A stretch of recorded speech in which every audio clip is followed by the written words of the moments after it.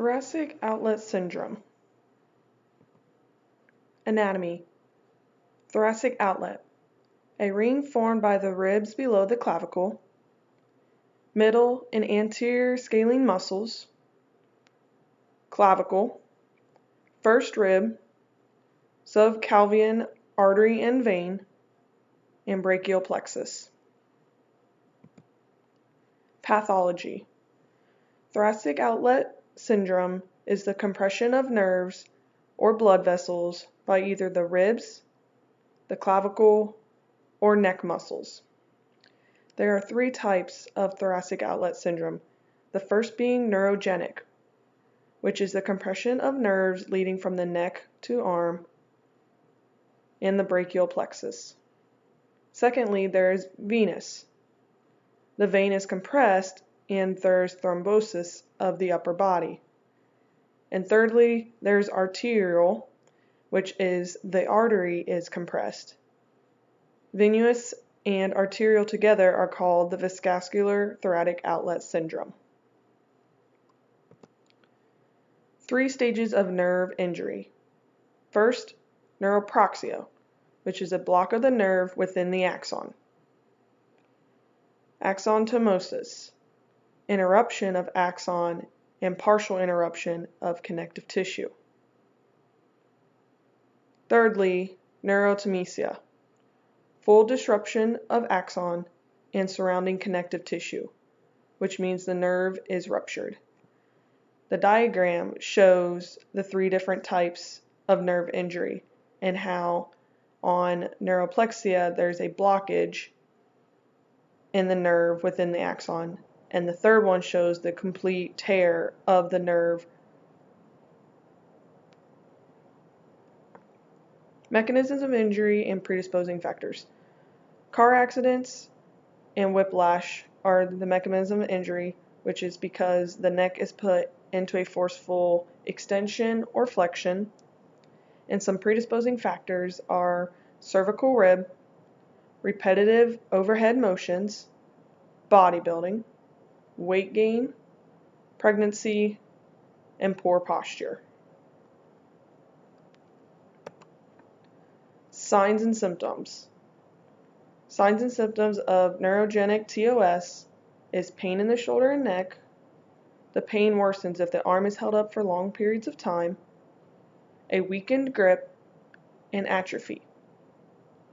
For venous TOS, the arm, hand, and fingers are swollen.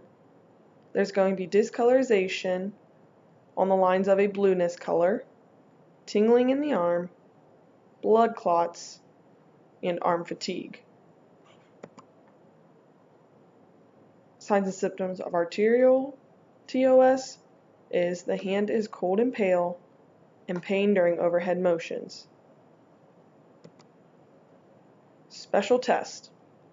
An MRI and X-ray of the chest will give you images of the clavicle and the muscles and nerves around that thoracic ring. There is also a duplex ultrasound, physical maneuvers, and injections. Special tests that can be performed when checking for thoracic outlet syndrome is Adson's test, Allen's test, and Roos test, which are the most common 3 tests to be done when checking for thoracic outlet syndrome. There's also the Eden's test, aka costoclavicular test, Holstead maneuver, and hyperabduction test. This slide shows some of the special tests performed and how they're explained. The top left shows the Adson's test and the reverse Adson's, as well as the costoclavicular and the Roos test. And then the diagram on the right gives you some more other tests that can be done. Differential diagnosis. Thoracic outlet syndrome can be misdiagnosed as carpal tunnel syndrome, nerve entrapment, which is when the nerve is entrapped somewhere where it's not supposed to be, which can cause tingling, numbness, burning down the arm, or cubital tunnel syndrome and cervical spinal disease. Management and treatment. Some treatment is an ultrasound because it provides a deep heat, it can increase elasticity, and effective stretching. Some other treatment are nerve glides and NSAIDs and oral steroids, whereas the NSAIDs help keep the pain down as well as help reduce the edema and swelling. Management and treatment of the 3 types of thoracic outlet syndrome. For neurogenic, be physical therapy. If physical therapy does not work, they may be referred to a surgeon. Venous TOS, medications such as blood thinners, and may remove clot from the vein.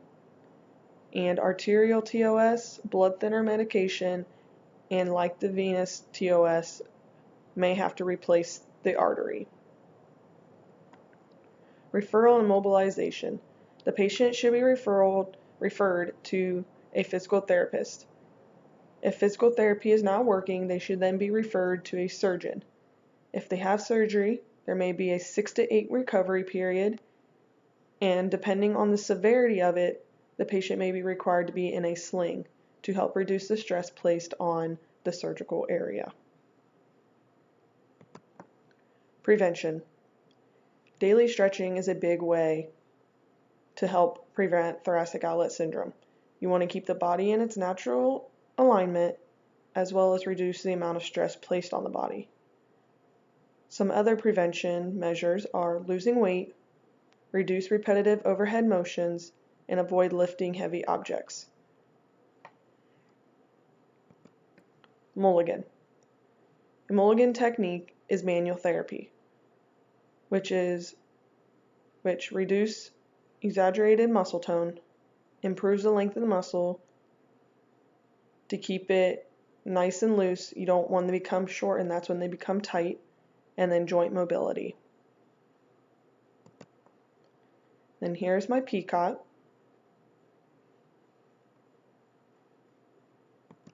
And then my references.